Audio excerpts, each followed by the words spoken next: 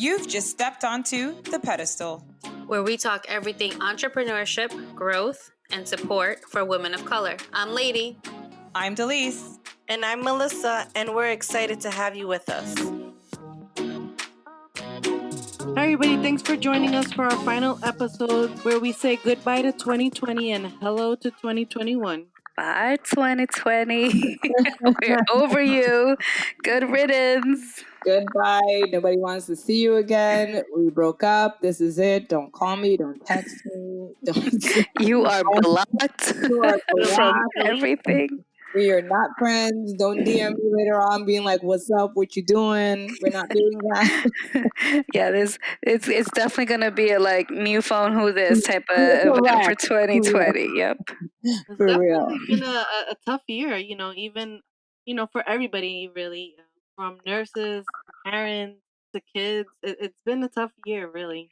No, totally. You're totally right, Melly. I know we joke around about it and saying bye to 2020, but we definitely want to acknowledge how challenging 2020 has been in so many ways. I mean, we had a lot going on this year, and we had a lot of deaths. Yeah, absolutely. And not just people losing their lives, but also just mentally, it's been tough for a lot of people, those who had to adjust to that isolation of being home. A lot of businesses sent everyone home. So some people, their only social interaction was when they went into an office. And now you're at home, you're by yourself, there's not much opportunity to go out, hang out, meet new people. So that isolation was tough for a lot of people. And then on the flip side, you had those who leaving their home was the only opportunity they had to be alone, or to not be in the chaos of what their home environments were. And so you have families that are very, very large and sharing one home. And so people needing that reprieve and not being able to get that. You had parents adapting to having their kids be at home and be parents / teachers / everything, and so it took it's a big mental toll on everyone this year. It was a big mental toll on everyone this year, and so definitely an adjustment. I mean, at first, it totally is. I mean, we're still adjusting, right? Yeah, definitely at the beginning. I can't say that it was easy. I think everybody thought we were gonna be. It was only gonna be it was only gonna be temporary, and it extended till now. So I definitely agree. It was an adjustment. I'm personally a homebody, and I enjoy being home. But at the beginning, with having the kids around and everything, I had to eventually, create a schedule and to try to make things a little easier for myself, right?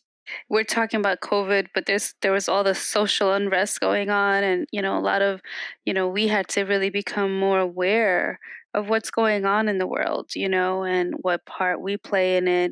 We still have we had an election year, but the election still seems like it's going on, so it's been hard, and like obviously at the forefront are the people's lives who we've lost, and like you guys were saying, like there were some people who actually had to go outside, and even that was scary. Right. People lost their jobs. So we want to just acknowledge that, while we joke around, the fact is that this has been a challenging year. Absolutely. Although, it has been a painful year, there are some good things that we can take away from 2020. For example, I got the opportunity to see my kids every day. I've spent more time with them than I did on my maternity leave, which was only 6 weeks. I've seen my Misa, he requires a little additional help and just somebody on top of him a little more than the teachers can give him, when they have a classroom full of 30 kids. So just nudging him to pay attention, to focus, and just seeing his progress from last year to this year, and seeing, what the teachers were always concerned about, and him improving on those things has been like super awesome for me to see. I also have 3 kiddos, and it's while before the pandemic, I had made the decision to take a step back from my, my role at that time at the design agency, and said I wanted to, one of the focus was hey, like, I want to spend more time with the kids. And I got that and more time. So I think I'm with you, Melly, on that. It's been really great to actually spend that family time. For me, this year has, I guess, been a year of growth, actually, in the way where I had to kind of take a step back and really look at myself and, what was I doing with my life type of thing, and realizing, hey, I really need to be grateful for the things I have, because, you can take things for granted. While it could be business, home, someone you love, all these different things it really taught us how to just be grateful. And for me, it was also learning more about myself and realizing that if I want to change my surroundings, my environment, whatever, my goals, it really starts with me, so it's definitely one of those it's me, not you moments. Definitely for me. I learned that, which is, sometimes, while cliche, it took this to really, to learn that for this year. Take us up a little. Yeah. Yeah. For me, and it's going to sound cheesy, but I'm sure you guys are going to support it anyway, is I'm really proud that this year and grateful that we were able to launch Pedestal still. We've been talking about Pedestal since 2019, and we had all these big plans for 2020 and launch and a huge schedule going and everything. And just like everything else, COVID impacted us. It impacted our own individual businesses and our lives. And so Pedestal ended up taking a little bit of a back seat. And so I'm really, really glad that still at the end of the year, even though we officially launched in December, we had done a lot of interviews and we have so much content that we're ready to push out. And so still being able to say, this year we launched Pedestal and we got it done and we stayed the course is something to be grateful for in this type of year. Agreed. So what I think is interesting and what we wanted to share as well on this particular episode is how we're entering into 2021. And I know, a lot of businesses at this point in time are going to sit there and work on their budgets and financials and all the things that they want to achieve. But there are people behind the businesses. And so, entrepreneurship has an entrepreneur behind it. And what we wanted to focus on in this episode is just, what are we doing as individuals and as business owners to enter into the next year after such a difficult year, and knowing that this isn't over? What are we doing to make sure that we're entering into 2021 in a decent headspace, or what practices are we putting in place to make sure that we're really being the best entrepreneurs behind our businesses into next year? For 2021, I think for me, it's a little bit different. It's more about what can I do to prepare for 2021. And one of those things that I do is actually create a vision board. And along with that vision board is I pick a word of the year that really is a theme for that year. So for example, for 2020, I did action. I really wanted to just really take action on my goals. And it's such a great way to gauge. So like my vision board has visuals of what I, represent, if I wanted to get healthy, or if I wanted to, start a podcast, and list all the items all my goals. And it's good to just go back and say, okay, what did I accomplish for this year? And I started this a few years ago, but before that, I had an interesting story kind of dating back to 10 years ago. 10 years ago, I had lost my job. I was really getting more into the law of attraction, and you guys have probably seen Oprah or Jim Carrey, just various people talking about how they would write a check for themselves. But I actually did that. I wrote a check for myself where I put the date that I wanted to start, the salary I wanted to make. And the one thing I did a little bit different was I didn't put a specific job. For me, God is my higher power. So I said, like, the job that God has for me. And funny enough, when I got an offer, the offer was, and the start date for that offer was to start on April 12th, 2010. And I'll never forget that date. And it was the same date that was on my check. So I really believed in it. And so ever since then, a few years back, I picked up vision boarding. So for me, that's kind of like what I want to do again to prepare for 2021. It actually reminds me of a vision board I created right after I was going through my divorce. The kids were really small, and I wanted to go back to college, and I thought I couldn't do that after my separation or divorce. But I did create a vision board, and I honestly think that helped me achieve my goals. I would wake up every morning, see what I was trying to accomplish, and I honestly think that helped me. The vision board helped me just pull through and keep going, right? But something that I'd like to work on in Yeah. 2021 is my time management. Between Pedestal and Dahlia, family time, I really want to be organized and use my time wisely so that I can accomplish my goals.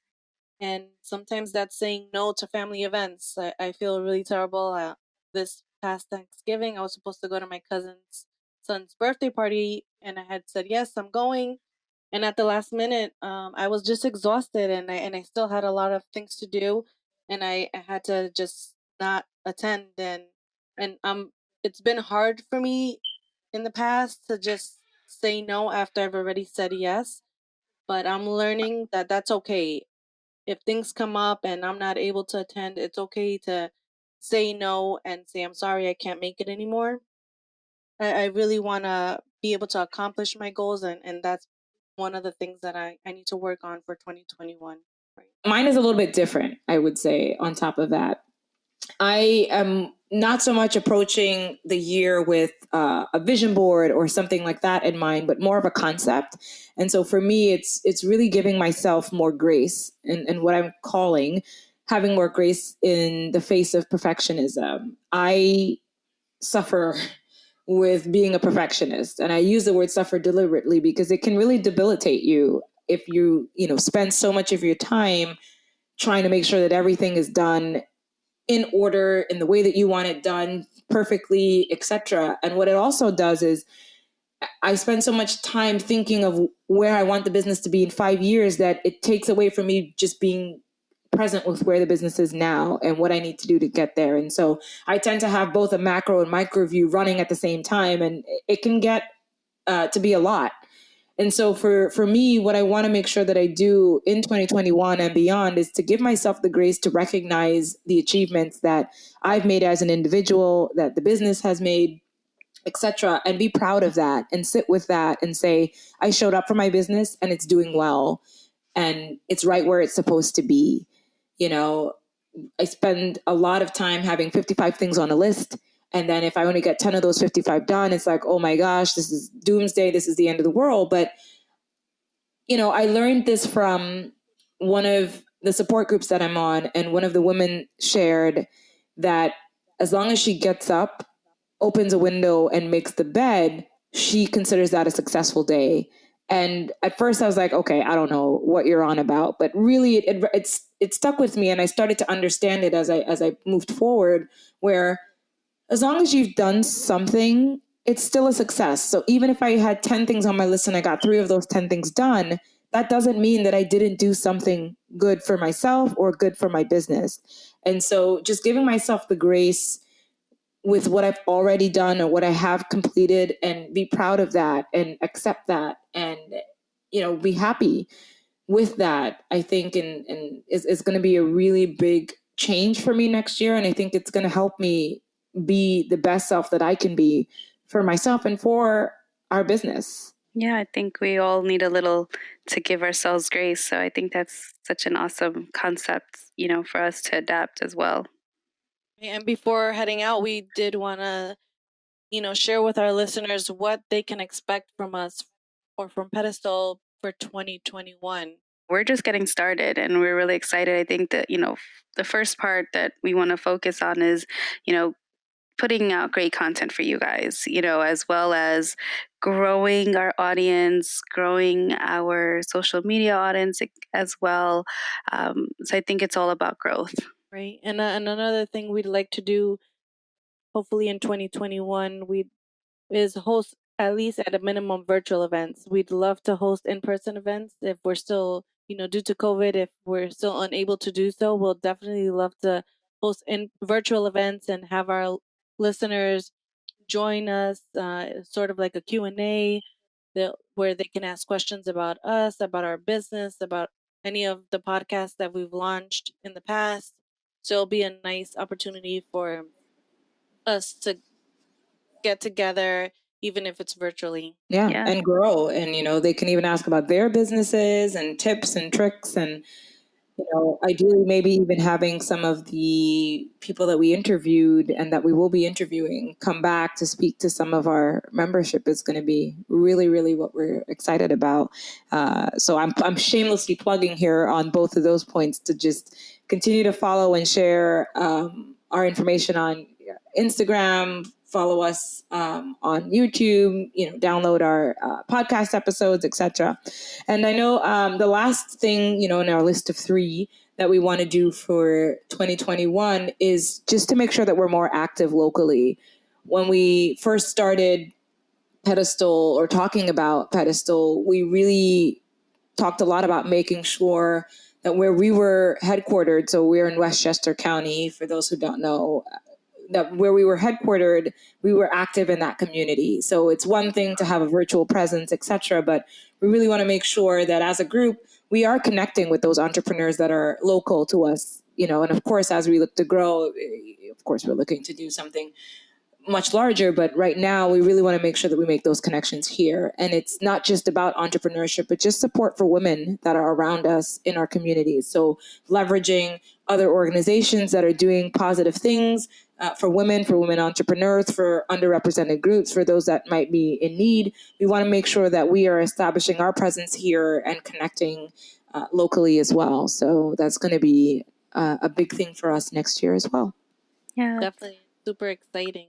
But before we do head out, we did want to say thank you to all our family and friends, our supporters, our listeners, for just being there and supporting us through this launch this year for Pedestal. Thank you. It's been a long time coming, and we're super excited. No, totally. And it just, we're gonna sage, have your prayers ready, have your crystals ready. 2021. No, I mean, we really want to wish everyone the best in 2021 and, come on this journey with us. We'd love to come on the journey with you, as you grow your business, as you maybe make changes in your life. So we're really excited for next year. It's really, big cheers to 2021. And, we do have to say thank you to 2020, for where we are.